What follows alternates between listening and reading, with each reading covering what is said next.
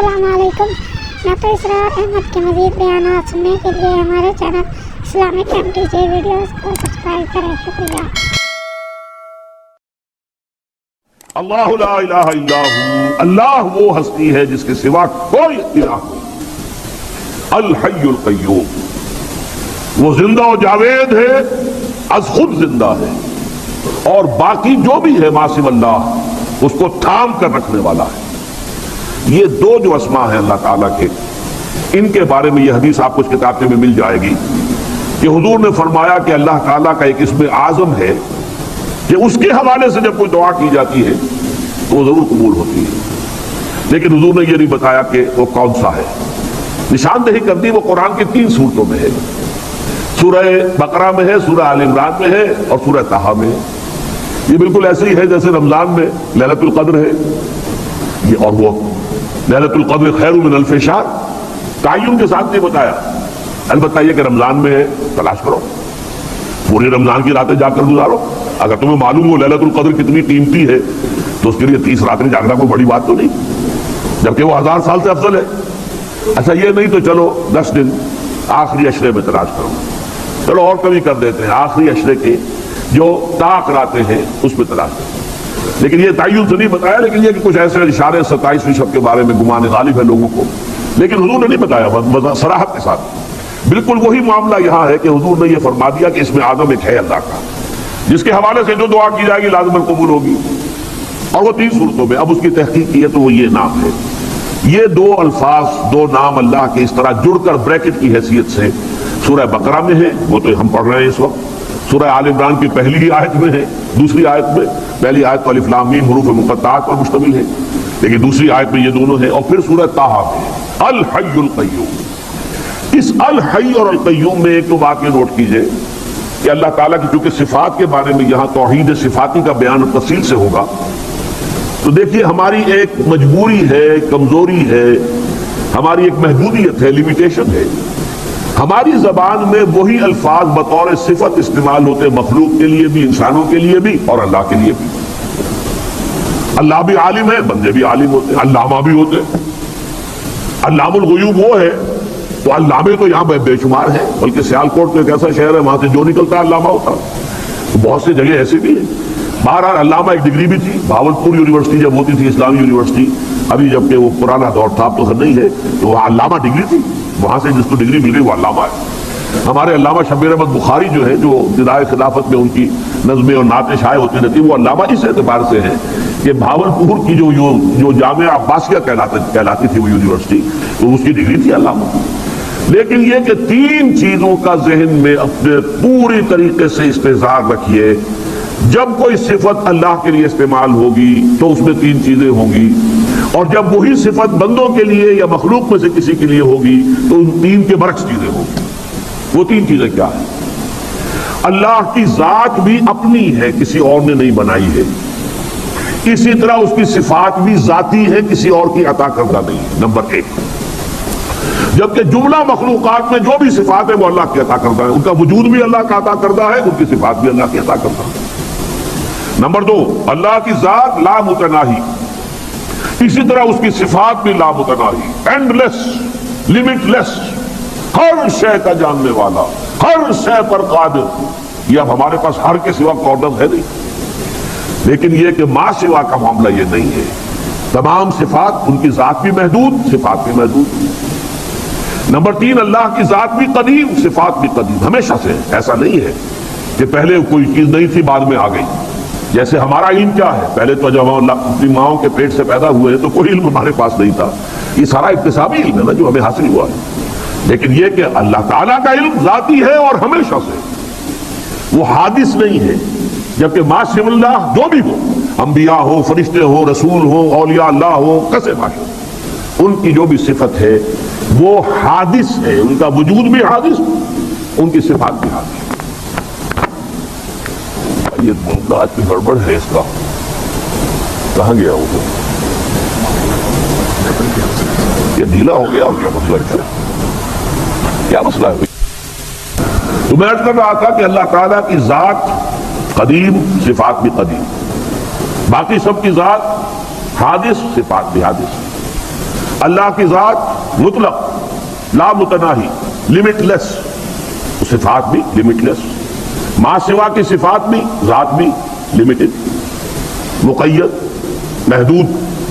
اسی طریقے سے اللہ کی صفات ذاتی اور ما سوا کی عطائی، مثلا الحی ہے زندہ، ہم بھی زندہ ہیں لیکن ہماری زندگی مستعار ہے، حیات مستعار کہتے ہیں اسے، ہم اللہ نے دی ہے، ہماری اپنی نہیں ہے۔ دائی حیات آئے قضا لے چلی چلے، اپنی خوشی سے آئے نہ اپنی خوشی چلی، یہ تو عطا کردہ ہے، مستعار ہے، حیات مستعار، اللہ کی حیات ذاتی ہے۔ پھر ہماری حیات بڑی محدود ہے، اللہ کی لا محدود ہے۔ ہماری حیات میں ضعف ہے، غذا نہ ملے تو مزمحل ہو گئے، تھک گئے تو مزمحل ہو گئے، نیند آئی اونگ گئے تو غافل ہو گئے۔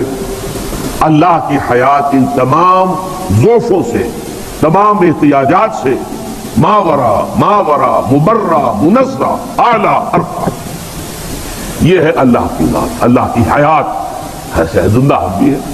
زندگی کا لفظ جو ہے وہ تو گویا کہ مشترک ہے، لیکن الحی زندہ جاوید ہستی، ہمیشہ ہمیشہ زندہ رہنے والا، لا یموت ابدا ابدا، اس کے لیے کہیں فنا نہیں ہے، موت نہیں، ہمیشہ قائم رہنے والا۔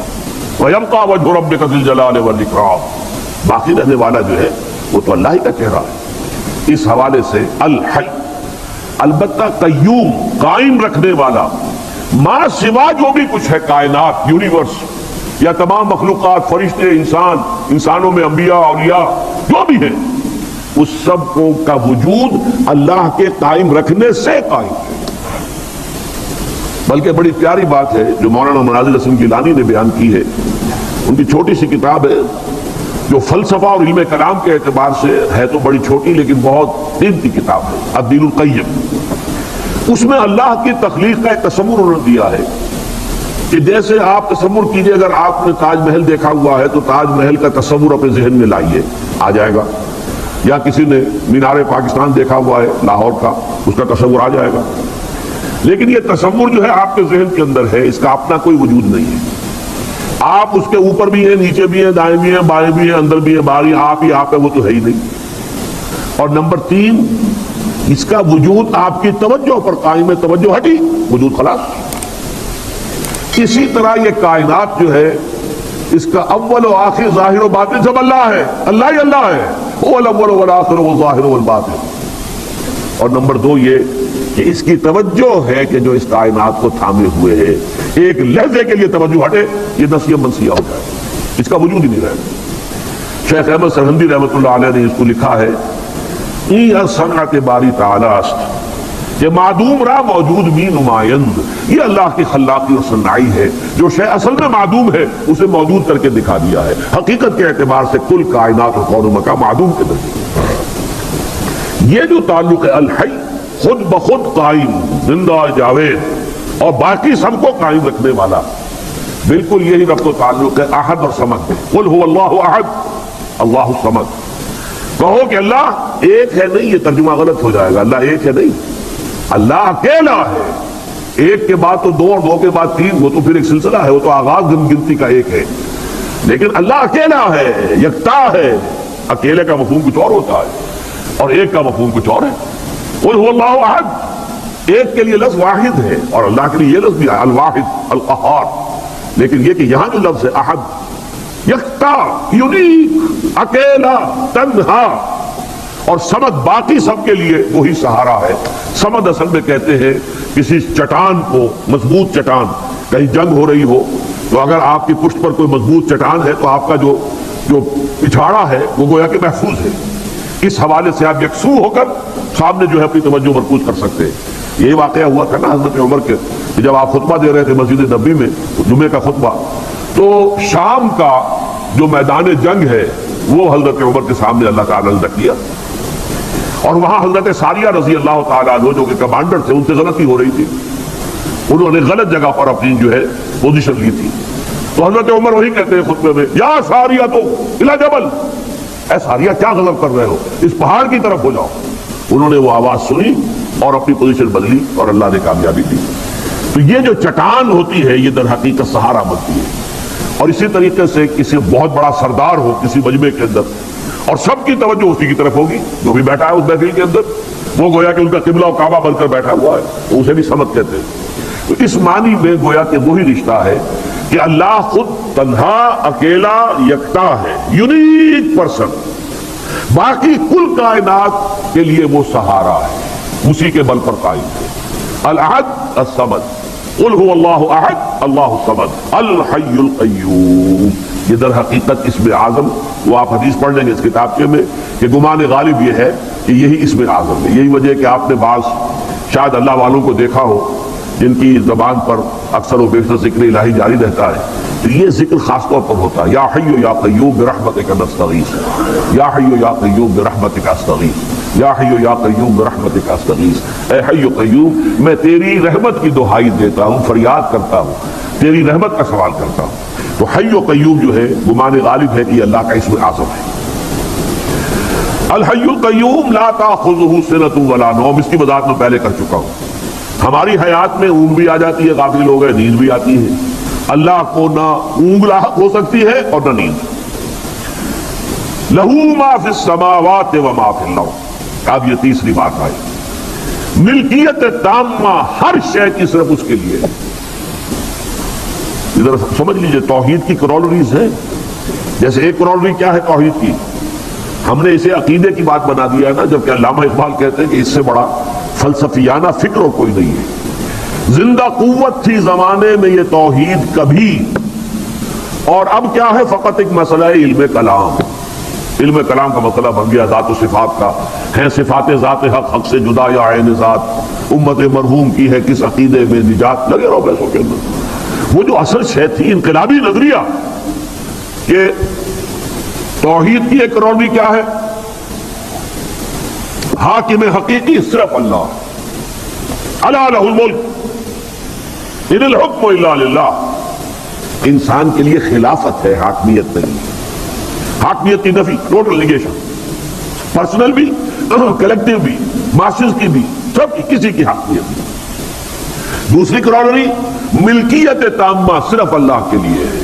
انسان کے پاس امانت ہے، جو کچھ ہے، ملکیت نہیں ہے۔ ای امانت چند روزہ نزد ماس، در حقیقت مالک ہے شے خداس۔ میرے وجود سے باہر اگر کوئی شے ہے، کوئی چارپائی ہے جس پر میں سو جاتا ہوں، کوئی اور کوئی کوٹھڑی ہے، کوئی مکان ہے، کوئی جھونپڑی ہے، کوئی محل ہے، وہ تو بہت دور کی بات ہے۔ میرا اپنا وجود، میرا جسم امانت ہے میرے پاس اللہ کی، میرا یہ ہاتھ امانت ہے میرے پاس اللہ کی، میری یہ آنکھیں، میرا یہ دماغ، میری یہ ساری صلاحیت امانت ہے میرے پاس اللہ کی۔ یہ ہے وہ تصور، ای امانت چند روزہ نزد ماس، اور وہ میں کون ہوں، وہ تو وہ انا ہے، وہ روح ہے، وہ سیلف ہے، جو کہ جس کے حوالے اس وقت یہ جسم کر دیا گیا ہے کہ اس کے ذریعے سے کماؤ جو کمانا ہے، نیکی کمانی ہے تو نیکی کماؤ، بدی کمانی ہے بدی کماؤ۔ یہ تو تمہیں اعضاء و جوارح دے دیے گئے، تمہارا اصل وجود تو وہ ہے، لہذا اس کے ذریعے سے تم نیکی یا بدی کما سکتے ہو، اللہ اللہ خیر صلاح۔ لیکن یہ امانت ہے، ملکیت سمجھو گے مارے گئے۔ ملکیت کا مطلب کیا ہوتا ہے، میں جیسے چاہوں استعمال کروں۔ امانت کا مطلب کیا ہے، مالک کی مرضی کے مطابق استعمال۔ یہی فرق ہے زندگی کا، یہی کفر میں اور اسلام میں فرق تو یہی ہے۔ اگر آپ نے اپنے وجود کو اور جو کچھ آپ کے پاس ہے اسے اللہ کی ملکیت سمجھا اور اپنے پاس امانت، اسی میں آپ کا بیڑا پار ہو جائے گا۔ اگر آپ نے اس میں سے کسی شے کو بھی اپنی ملکیت سمجھ لیا، بیڑا غرق ہو جائے گا۔ لہو ما فی السماوات و ما فی الارض، آسمانوں میں اور زمین میں جو کچھ ہے اسی کا، ملکیت اسی کی ہے۔ من ذا الذی یشفع عنده الا باذنہ، اب وہ آ گیا شفاعت کا مسئلہ۔ پہلے تو یہاں پر نوٹ کیجئے کہ انداز کیا ہے۔ من ذا الذی یشفع عنده الا باذنہ، کون ہے وہ جو شفاعت کی جرات کر سکے اس کی جناب میں مگر اس کی اجازت سے۔ پہلا انداز جو ہے وہ بڑا پھر چیلنجنگ ہے کون وہ جو یہ سمجھتا ہو کہ اسے یہ اختیار حاصل ہے، جو سمجھتا ہو کہ اسے وہ زور حاصل ہے، وہ قوت حاصل ہے کہ اس کی بنا پر اس کی سفارش مانی جائے۔ کوئی نہیں ہے اس کائنات کے اندر، کس نہ باشد۔ من ذا الذی یشفع عنده، کون ہے وہ جو شفاعت کر سکے اس کی جناب میں، الا باذنہ، استثناء آ گیا، ہاں اس کی اجازت سے۔ اب اس کو نوٹ کر لیجئے، چونکہ ہمارے ہاں یہ مسئلہ ہے، بڑا اختلافی مسئلہ ہے، اس کی حقیقت کیا ہے۔ دیکھیے پہلی بات تو میں نے آپ سے عرض کی کہ 3 دفعہ کی ایبسولوٹ نگیشن کے بعد، کیٹیگوریکل نگیشن کے بعد یہاں اس بات آیا ہے. 3 دفعہ وہ میں گنوا چکا ہوں. سورہ بقرہ کا 6واں رکوع، سورہ بقرہ کا 15واں رکوع، پھر اس سے ایک آیت پہلے لا خلۃ ولا شفاعۃ پھر آیا. اور پھر یہاں بھی انداز جو ہے بڑا پرجلال، من ذا الذی یشفع عنده الا باذنہ. استثناء جو ہے اس کو بمقابلہ اس نفی کے اگر تولیں گے تو یہ بہت کمزور ہے اس کیٹیگوریکل ڈینائل کے مقابلے میں. نمبر 2 باذن ہی. اصل میں شفاعت کہتے کسے؟ شفا کہتے ہیں دوہری چھ. وتر والشفع والوتر، یہ وتر جو ہے 3 نمازیں ہم پڑھتے 3 رکعت پڑھتے وتر ہے، اور 2 پڑھتے ہیں، یہ شفا. شفا یہ ہے کہ کسی کی درخواست کے ساتھ آپ بھی اپنی درخواست شامل کر کے اسے دوہرا بنا دیں. کوئی شخص معافی مانگ رہا ہے اللہ سے، اے اللہ مجھے معاف فرما دے، اللہم اغفر لی. آپ بھی کہیں اللہ اے اللہ معاف فرما دے اس کو، اللہم اغفر لہ. یہ شفاعت ہے. زندگی میں شفاعت ہوتی ہے، ہم کرتے ہیں، مردوں کے لیے کرتے ہیں، زندوں کے لیے کرتے ہیں. تو شفاعت اس معنی میں کہ دعا کی جائے، اے اللہ اس کو معاف فرما دے، اے اللہ اس پر رحم فرما. کوئی شخص اپنے لیے رحم مانگ رہا ہے، ہم بھی دعا کریں. البتہ دعا میں فرق ہوگا. کہیں کسی کے لیے نبی دعا کرے، جیسا کہ قرآن مجید میں آتا ہے کہ یہ منافق لوگ اگر جب ان سے خطا ہو گئی تھی، اگر یہ حاضر ہوتے حضور کی خدمت میں اور وہ خود بھی اللہ سے استغفار کرتے، واستغفر لهم الرسول، اور رسول بھی استغفار کرتے، تو اللہ وجد اللہ توابا الرحیما، تو وہ پاتے کہ اللہ تو توبہ کو قبول فرمانے والا اور رحم فرمانے والا.